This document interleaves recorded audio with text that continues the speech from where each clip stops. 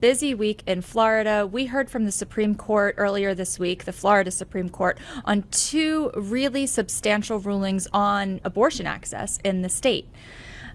The first one basically, I'll ask you to explain, but my understanding of what happened here is that the Florida Supreme Court ruled that the state constitution does not protect access to abortion and effectively allows a very restrictive 6-week ban to go in place in a mere matter of weeks.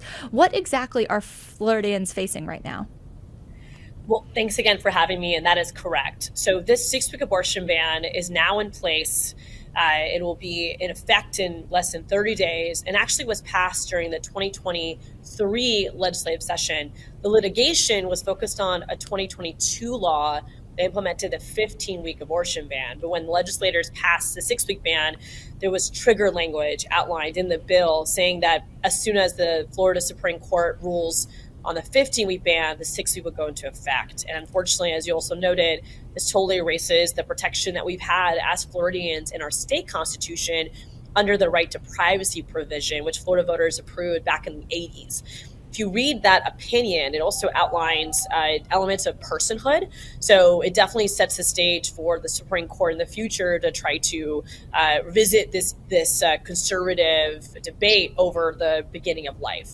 So a 15-week ban had been in place, but effectively this ruling triggered the 6-week ban. And my understanding, you tweeted something about a waiting period. So not only is there a 6-week ban, women have to go through 2 appointments in order to procure an abortion. Is that correct?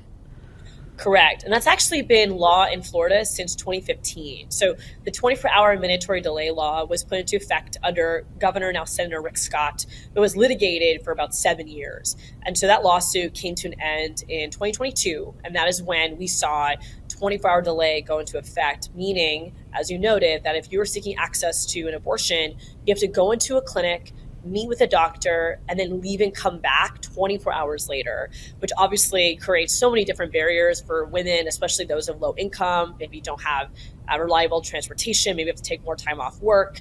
And the 6-week ban doesn't change any of that. It keeps all of those restrictions in place. So Florida truly has one of the cruelest and most extreme abortion bans in the country. And it's not just impacting Floridians. We have been seeing patients from across the Southeast, as far as Texas, come to our state for care.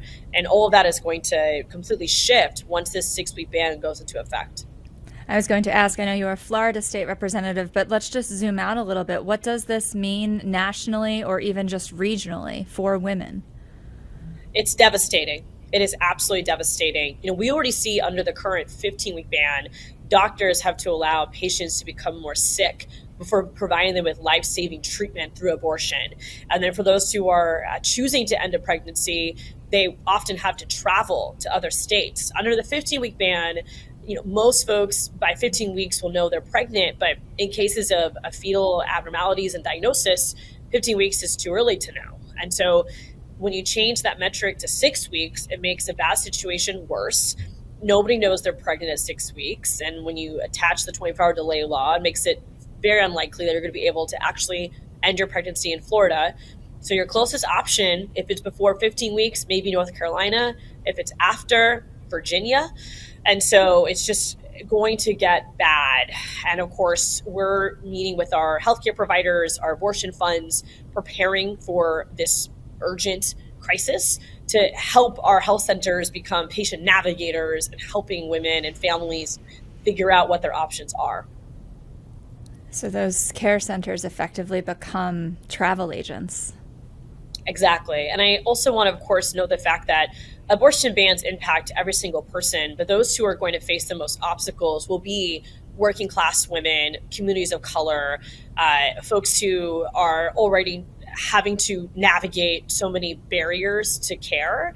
And you are going to see forced pregnancy. You are going to see those in this situation potentially turn to options of harm, hurting themselves to access an abortion. So the situation really is dire, and it makes the ballot initiative that we have even more urgent.